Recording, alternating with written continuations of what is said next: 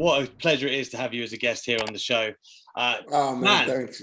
I've been such a fan for such a long time now. Like, John will tell you, I've been nagging. I've been chasing the Eddie Kingston interview. How have you been going, man? Like, what a wonderful few months you've had.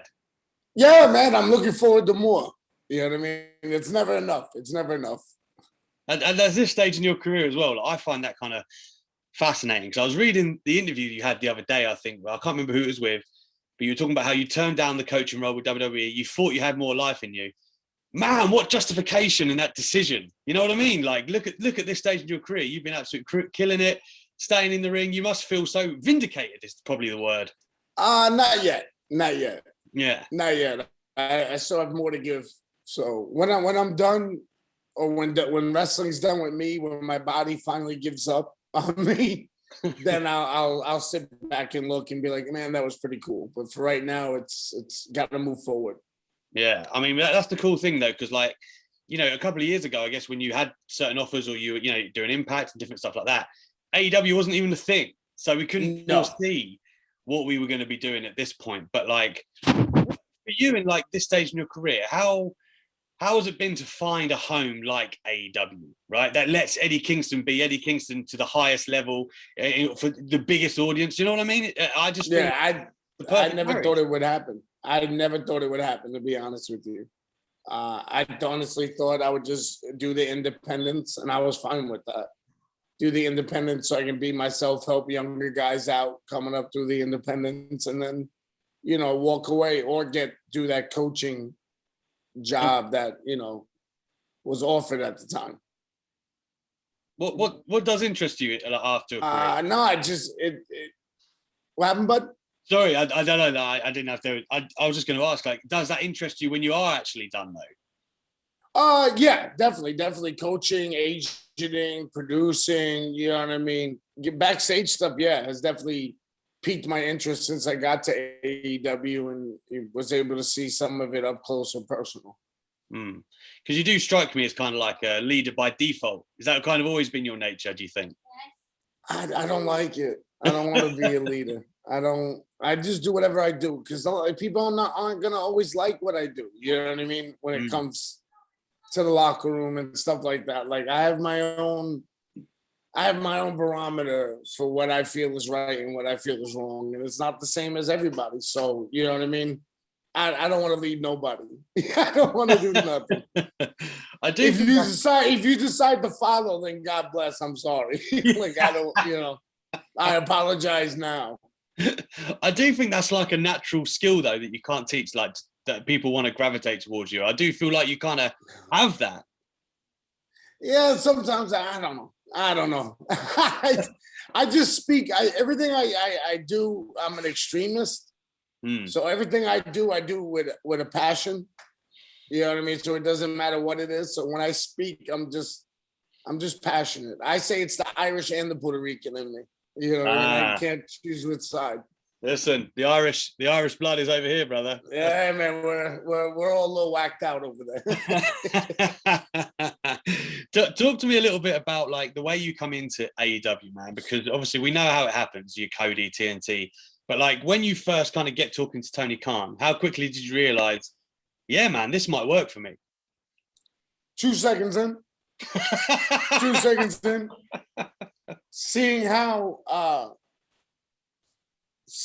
passionate he is and how excited he is about the product and how passionate he is about pro wrestling is a breath of fresh air. You know what I mean? There's no, it feels good to work for someone who's just as passionate as you are about the sport of wrestling. You know what I mean? About professional wrestling. It's amazing. Yeah, he certainly gives off that energy.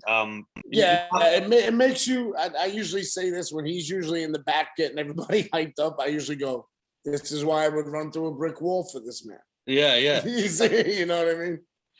How quickly did it turn from like one shot into, yeah, I'm going to be staying here? To be honest with you, it was such a whirlwind. I can't give you an exact, like, it was 2 weeks or a month. It felt like 2 days, but I know it wasn't. You know what I mean? It was definitely a whirlwind, and then getting hit up from every side. All of a sudden, I was the hot girl at at the school. You know what I mean? I was the new hot girl at the school all of a sudden, and you know what I mean? It was nice, but I'm not used to that either. So I was like, whatever. But I don't know, man. It felt like 2 days later, AEW was like, here's a contract, but it wasn't. It was probably like they wanted me to come back. I had some shots for them already without a contract, and then I went in and they were like, hey, we're gonna offer you one. And I was like, oh, all right, let's do it. Let's rock. You know what I mean? Eddie Kingston, like, hot girl on campus. I like it. Yeah, there you go. I'm the new hot girl at the frat party or whatever it is. I don't know. I mean, I tell you one thing everyone's been talking about and everyone's, I think, universally loved was the recent encounter, we'll call it, with CM Punk, man. Like, everyone enjoyed that. Yeah. I've got to tell you, the promo exchange on Rampage in particular. Yes, can I help you? My daughter's trying to do a run-in. Come on, dinner upstairs. No, you can't be a part of this one. Come on, away you go. All right, I'll tell you what. There you go. He's seen you now. Oh! Yo! Hello. Eddie Kingston says hello. Downstairs to mummy. Apologies. No, it's all good. The Rampage exchange in particular for me, man, was like, I could not take my eyes off it. Like, it was the intensity and everything about it was so amazingly well done. All I really want to know from that exchange in particular is, like, how much ahead of time are you two really collaborating? Because it felt like in the ring it was just going and going and going. No, yeah, me and him don't talk. So there was no communication. I know I wasn't happy, and happy in the sense of, like, we just don't like each other, and now we got to do business with each other, and you know what I mean. We don't like it, so things are going to be said, and there's no fear in my part of saying things. And there's no fear on his part, and then. In the match, there was no fear for us to get a little bit loose with a couple of shots. You know what I mean? So, the way I was brought in the business was, if two guys or girls or whoever have legitimate reasons not to like each other, most of the time, those are the best kind of matches because there's real life behind it. Now, other times, on the flip side, it could get real hairy, but we're two pros. You know what I mean? So we did what we had to do. Would I like to punch him in the face again? Yeah. Do I trust him? No. Does he trust me? No. Does he still think whatever, not living up to whatever he said? Because I really don't listen to what he said. I had to say what I had to say, and that was it. Yeah. You know what I mean? I still have the same feelings towards him, and that's it. And when people are like, "Oh man, that was great," no, that was real life. That wasn't great. That was 15 years of both of us getting a lot of things off our chest, face to face. It just so happened to be on TV, which is a good thing. It's better to do it on TV and draw some money than do it backstage and get fired. Yeah, make money for it, man. Yeah, that's the way I look at it. Are you pleased with that business though, like the way it turned out? Because I think it was great. It was fine. I just don't like him. You know what I mean? So, like, anything I do with him it's whatever. It's whatever. If people liked it, they liked it. If they didn't, they didn't. I don't care at this point when it comes to him. What are your feelings on Bryan Danielson on the flip side of that? Because, again, I think you two meshed together tremendously well. Oh, thank you. Bryan, from my generation, has to be top 3 to do it. You know what I mean? You can put him up on that GOAT status if you want to, if you look at his whole career. So being able to step in the ring with him and go toe-to-toe to him meant a lot to me and proved a lot to me, just like when me and Mox stood toe-to-toe with the Bucks. You know what I mean? You're in there with champions or former champions, and there's levels to this game, and you're trying to get to that level. I'm not at that level yet because, let's be honest, I lost the match. So if I was on that level, I would have won. But I also had fun smacking Bryan around, letting him know that he may think I don't work hard. Like he said in leading up to the fight, that he thinks maybe sometimes I don't work hard enough. Well, my right hand and my suplexes told you a little different. You know what I mean? But, people, opinion, I'm going to curse a little bit here. Opinions are like assholes. Everyone got one and they all stink. That's from my mother. She told me that one. So Brian could take his opinion about that. He felt it. He felt where I was coming from. Yeah, I think that's just awesome as well. Like I said at the beginning of this interview, the stretch, the last few months, you've been able to work with all of these guys that there was a time where you would have thought you would never get the chance for various reasons. Yeah. Punk wasn't in the business. Brian retired at one point, of course, WWE before coming into AEW. Like, for you, after like the long journey you've had, to have these guys on these platforms, like, again, what kind of feeling is that for Eddie Kingston? What is it that satisfies you in pro wrestling, I guess, is what I'm after there. Man, it's so hard to be satisfied. Yeah. Because I'm breathing still. So there's another day to improve.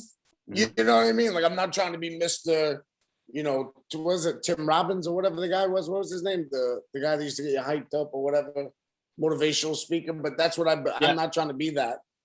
But this is what I believe in. I can't be satisfied because if I'm satisfied, then I'm not going to grow anymore. I'm not going to grow as a professional wrestler. I'm not going to grow as a man if I'm satisfied. You know what I mean? So I can never be satisfied. Are there moments where I'm like, oh man, that's pretty cool? You know what I mean? Like Sting shaking my hand and talking to me. And so cool. You know what I mean? And Arn Anderson, you know what I mean, giving me advice. And then also Arn, saying kind words to me. I'm going to keep that between me and Arn. You know what I mean? Things like that. Having, same thing with Malenko and Jerry Lynn. So many guys back there who, if you want to go with the business aspect, drew money. You know what I mean? Were great in the ring, could work with it, do anything, and are considered legends or should be considered legends. Having them come up to me and shake my hand and give me advice is I wouldn't say satisfying, but that's probably the most surreal thing that happens to me at AEW, and it means a lot to me to get that advice and positive words. Even the negative words from them too means a lot because it makes me want to get better.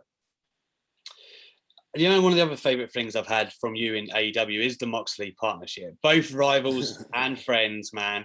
Like, we'll start with the rivals, right? Because again, I asked you the question about CM Punk earlier, and you said we don't talk. You and Moxley obviously do, and I remember speaking to Mox after the pay-per-view encounter. He did the press after, and I was lucky enough to ask him a question, and you could tell he was delighted that he'd been able to do it with you in that setting, and it was everything that you both wanted it to be. Like, because again, in other places you don't necessarily get that carte blanche to make it what you want it to be, but you two did. Again, synonymous with that part of the story is the face-to-face promo you two had on Dynamite, which I just thought again was amazing. So, like, again, doing that with your friend, man, how much fun! And like, when you finished, did you think, oh man, we killed? That was so much fun to be in there with him. A lot of it was just, I don't think about what I'm going to say. Neither does he. Yeah. We may have a line in our head and we're like, all right, we're just going to say that line and let's see how people react or how our opponent reacts or, you know what I mean? What comes into our heads after that. So we can be from the heart. So it's not scripted. You know what I mean? And I'm not against scripts. I know a lot of people are. I'm not against it because some people need it. You know what I mean? Other people don't. Me and John are two guys who are lucky enough. Well, John's talented enough. I'm lucky enough where I can't remember things. So you can't give me a script. You know what I mean? I could just, you got to give me little points and then I can remember that and build off that. But that whole face-to-face wasn't supposed to happen like that. We just got into it. We got into the moment and we spoke a lot of certain things that were real life in there, you know what I mean, to mix in with the wrestling. And, at the end, you're so amped up and you're so like, I don't know, I go into a different world when I'm out there, you know what I mean? So when I come through the curtain, I'm not thinking right away like, oh man, that was great. Or, I kind of need a minute or two to get away from everybody so I can breathe and come back to and come back to, I guess you could say, to this reality or whatever you want to call it. You know what I mean? Yeah. I just need a minute to read. And then afterwards, we were kind of like, well, it felt good. John loved it, of course. John's been one of the biggest advocates for me in my whole career ever since we met. You know, a lot of people don't know that he was trying to get me into WWE years ago. Yeah. You know what I mean? Yeah. Just trying his best to do what he could. Like, hey, I told this guy to, you know what I mean, check you out. And this is me. And this is me and John not talking for years, and out of nowhere he'll text me and be like, hey, I told so-and-so to watch your match from blah, blah, blah. And I'd be like, who's this? And he'd be like, John. I'd be like, oh, hey, what's up, Mox? You know what I mean? That's our friend. You know what I mean? Like when we ran into each other, when I got to AEW, he even said it and I agreed. He was like, Eddie, it feels like I saw you 2 weeks ago. And at that time, we haven't seen each other in about 8-9 years. Wow. You know what I mean? But it's just how our friendship is. But John's one of those dudes, man, that I would be forever grateful having him actually as a friend. And I don't call a lot of people my friends, but he's definitely without a shadow of a doubt one. Yeah, man. And obviously we're wishing John all the best at the moment. Proud new father.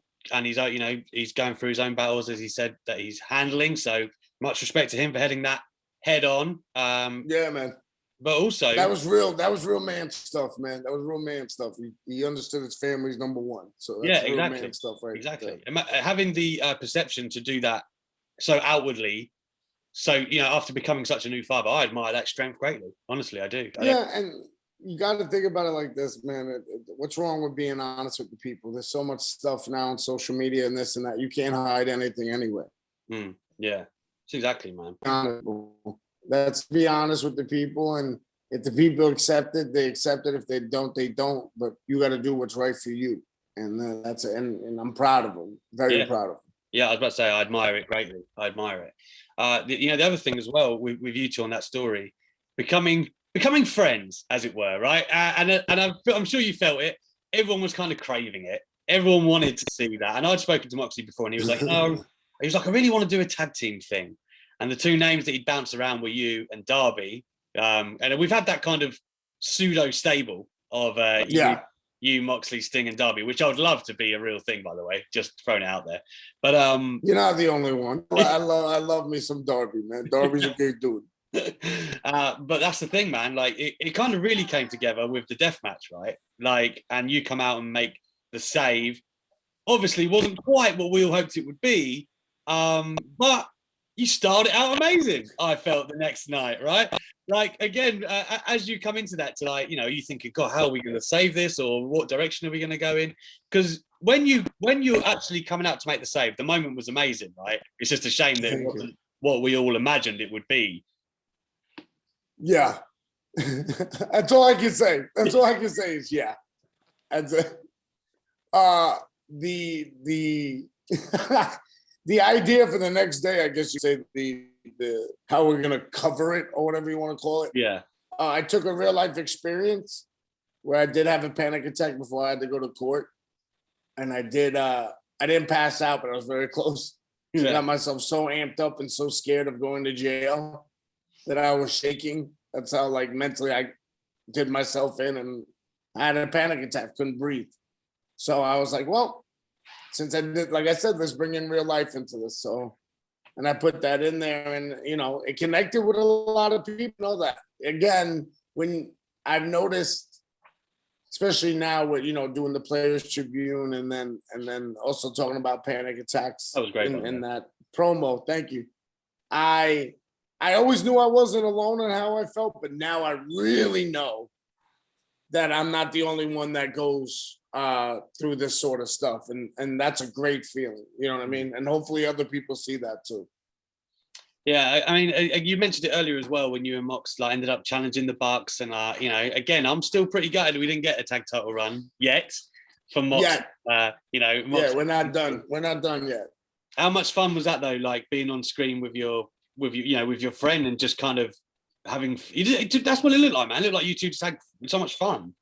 We have fun beating people up and being in there. Again, I may not like the Bucks personally, but I can't take anything away from what they do in the ring. They really are when everything's all said and done, you gotta look at these guys. You gotta look at the Bucks as just a different level of tag team, and the proof's in the pudding. You know how many tag teams emulate them that I've seen over the years. By the way, on the independents, where I'd be there and be like, the Bucks do that. Why are you?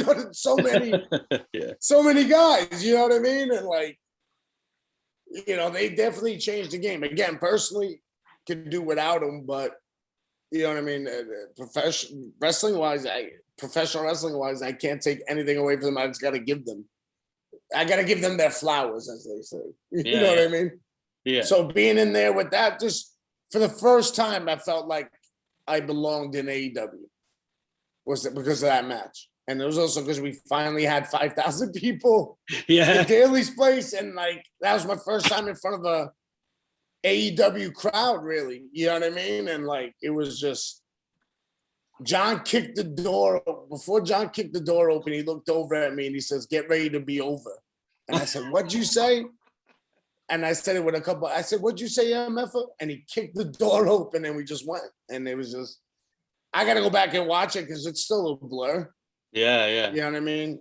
But it was definitely a career highlight. And being in there with Johnny, come on, man, that's my boy. Of course, that's huge. That's huge. And he's the man. Dude, he's my man. That's him. Is that still one of your main sort of goals in AW to have like a tag title run, maybe, or do something as a team? Of course that's a goal, but my goal will always and forever will be to be the world's champion.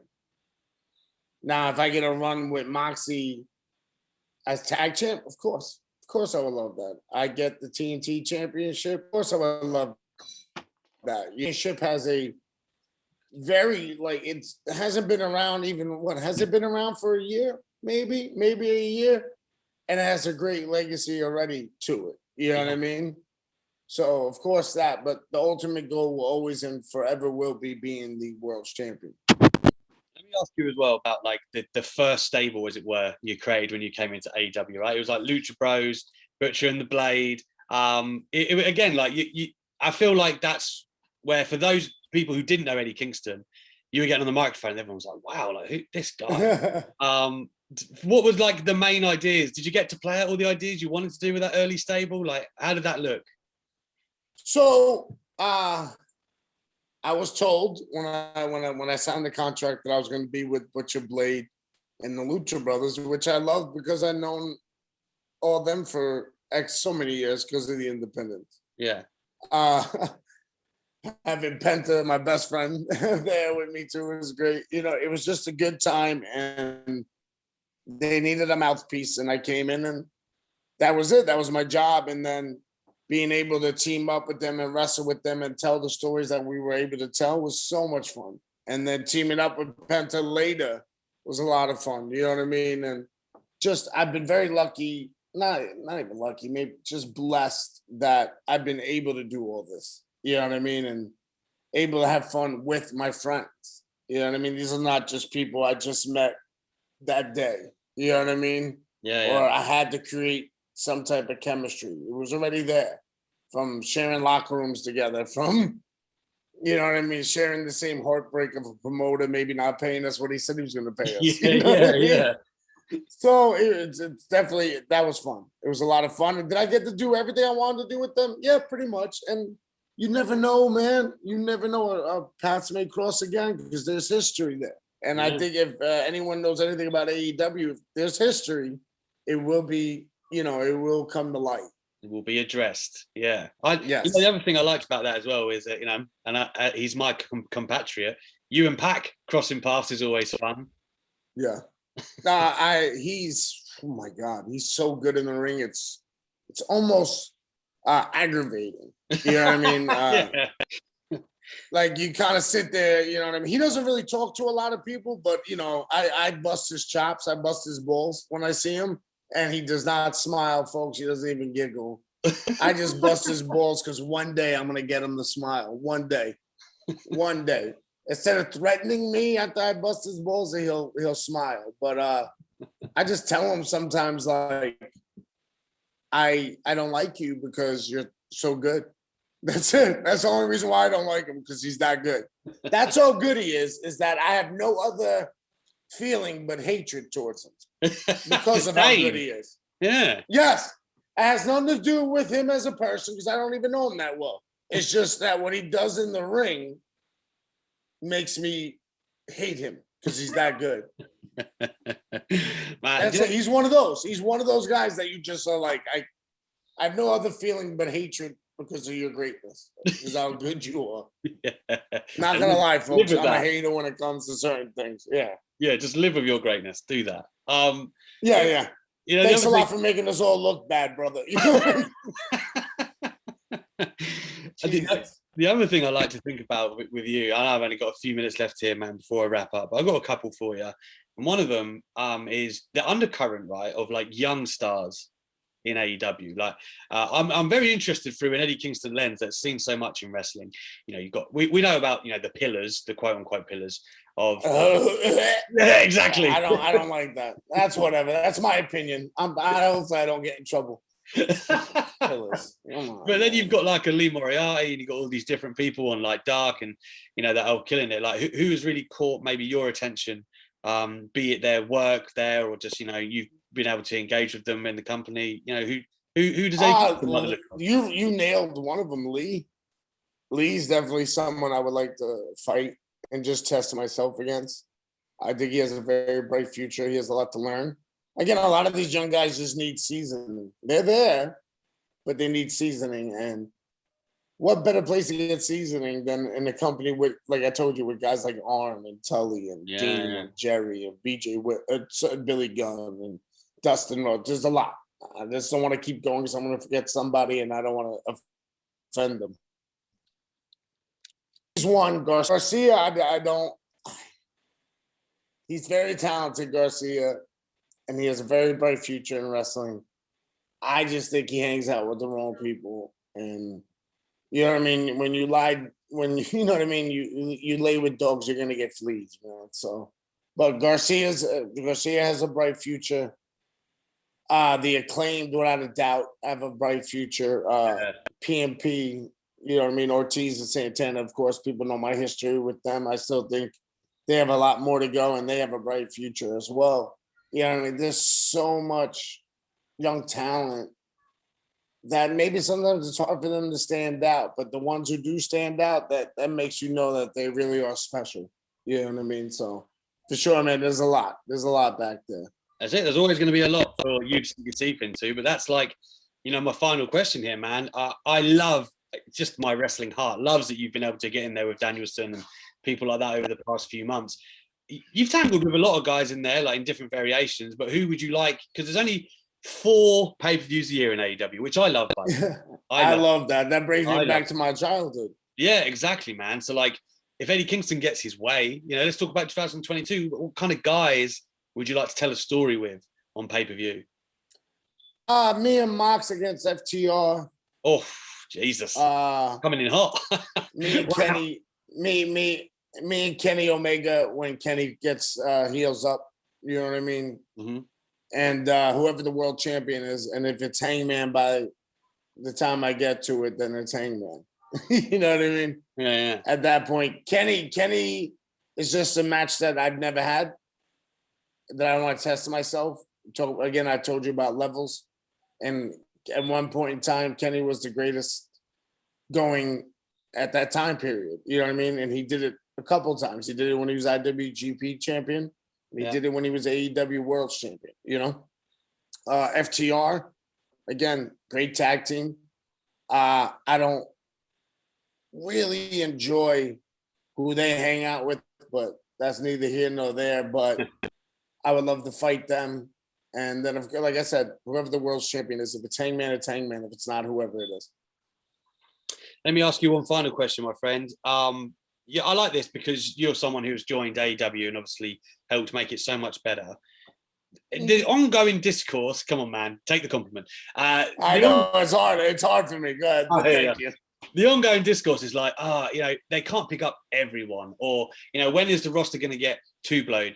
Just the state of play right now. Johnny Gargano's on the open market. Kyle O'Reilly is. Kevin Owens just re-signed with WWE. So there's obviously different people making different moves. At what point, what's your thoughts on that? Is there ever too much good talent in a company? No, because it makes everybody step up. And if you don't step up, then you get left behind. And that's your fault. That's not Punk's fault. That's not Brian's fault. That's not whoever comes in's fault. If you are worried about the roster getting bloated, or if you're worried about losing said spot, as I put in quotation, said spot, then work on it. Yeah. You know what I mean? And use it as motivation. I do. When Brian signed, and when Punk signed, and when Cole signed, I said, all right, let's go. You know what I mean? We'll see what you got. You know what I mean? Because I know what I got. You know what I'm saying? And I know what I have to improve on. Let's see what you got. I like it. I have a big chip on my shoulder. I hope Tony Khan brings in everybody. Because in my opinion, if they haven't fought me before out in the independents, then they have no idea what they're getting themselves into. So come on in. I don't care. I'll be the first one to meet you at the gate. You know what I mean? And I'll let you know this is a different world, partner. This is professional wrestling. You know what I mean? I'm going to hit you. I'm going to beat you up. You're going to have to beat me up. And that's it. Step your game up. You know what I mean? I'm not trying to eat as much as I used to step my game up. Doing more cardio, stepping my game up. Trying to quit smoking cigarettes, stepping my game up. You know what I mean? Yeah. You got to step your game up. There's no fear here. I'm not afraid of losing a spot, because I know if I work hard, they're going to have to take it from me. Yeah. And taking things from me throughout my life has been very hard for me. Oh, man. Tough guy in my past. So that's what I say to everybody on our roster. That's what I say to everybody in internet land. Here's your little clickbait. I don't care who you bring in, because they're going to have to, at one point in time, fight me, and they're not going to enjoy it. And if they do enjoy it, welcome to AEW. If you don't, there's the front door. Don't let it hit you in the ass on the way out.